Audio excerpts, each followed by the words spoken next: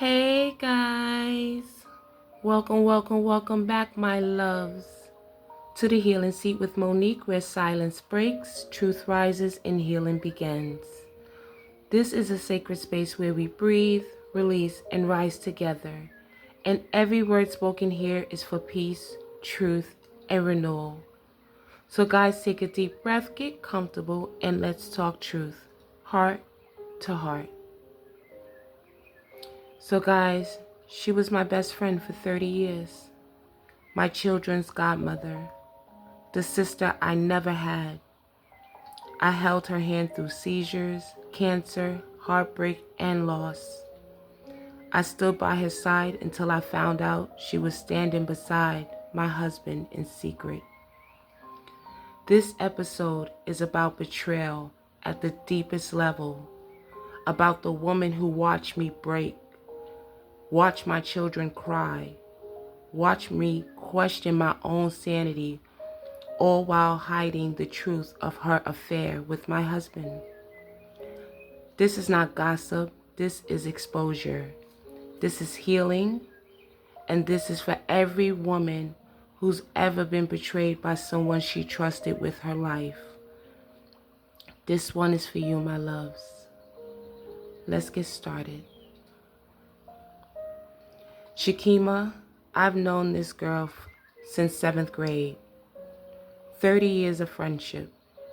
She was my best friend, or at least I thought she was. She was the godmother to my children, my comfort through heartbreaks, family loss, and betrayal. I was there when she had her son, proud to be his godmother.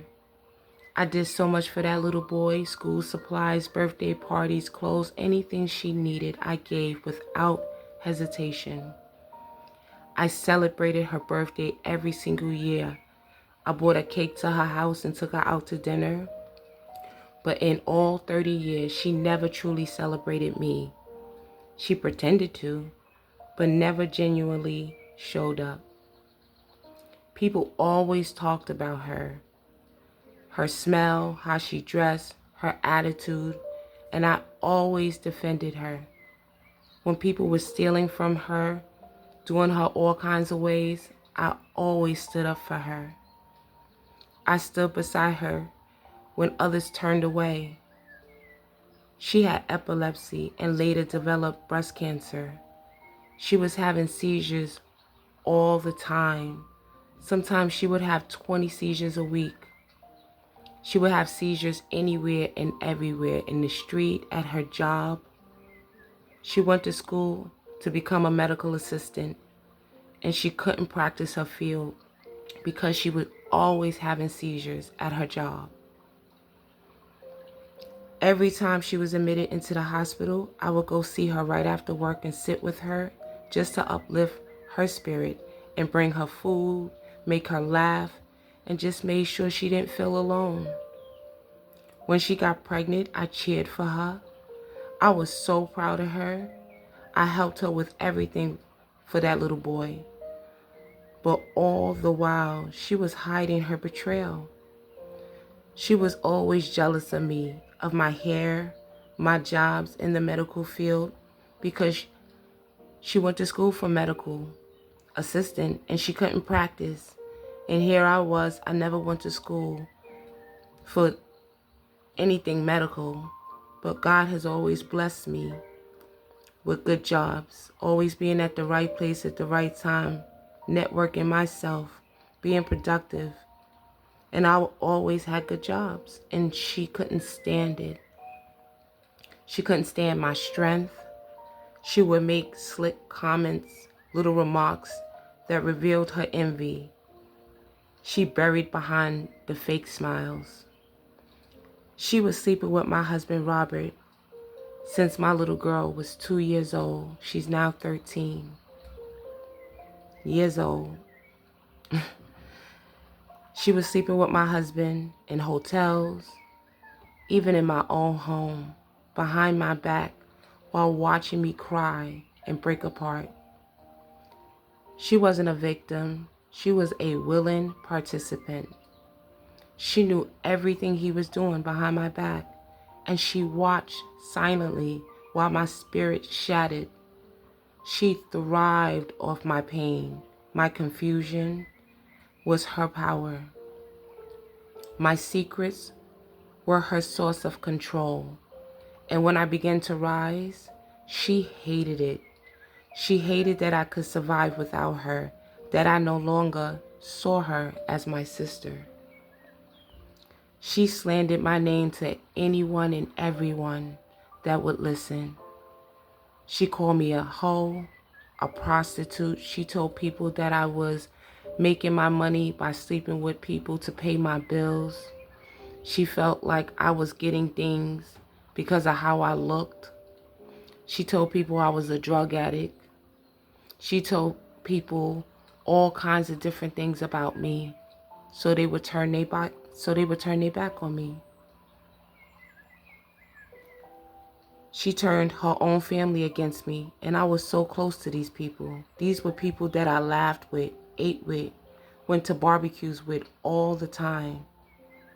And they turned on me because of her lies. She needed people to see me through her broken lens. The very people I once called family chose her lies over my truth. And the worst thing, she turned my oldest 2 children against me. She manipulated them from the shadows, especially my oldest son. When I confided in my son about the things that I felt she was doing behind my back, even when I didn't have concrete proof at the time, that was my son. I should have been able to tell him anything, and my son was supposed to defend me, but he didn't. You know what he did, guys? He attacked my mental health. And he told me I let Robert fuck up my head and told me that I was mental and that I needed help. I couldn't believe it. My own child. How could he say those things to me? His mother, the one that gave him life. After that conversation with my son, that was the last conversation I had with him. I chose to end that relationship because how could you choose someone else over your own mother knowing she was working behind my back? And you know what the worst part? He knew. He was a part of the sabotage. We'll talk about him in the next episode. Guys, she was not just betraying me. She was destroying me. She was trying to destroy me, rather. But she failed. She didn't expect me to survive without her manipulation. Now she's stuck in the mirror of her own choices. She may be cursing my name, whispering in the dark, throwing spiritual tantrums, but I am not her prisoner anymore. She's no longer protected by my silence. I will not protect her. I'm telling and I'm speaking and I'm going to keep speaking. Her chapter is being told truthfully, boldly, and spiritually. She's no longer a friend in my book. She is listed under betrayer, coward, and a fraud. Guys, if you felt the vibe today, don't forget to like, comment, and subscribe. And hit that post notification bell for future episodes as I continue to dive deeper into my life's journey and how I survived it. Thank you guys so much for coming to sit with me at the Healing Seat with Monique. And remember, guys, healing is a journey, not a race. Keep standing, keep shining, and never forget your story matters because you survived it, my loves. Breathe easy, stay grounded, and I'll see you in the next one. Love and peace always. Namaste.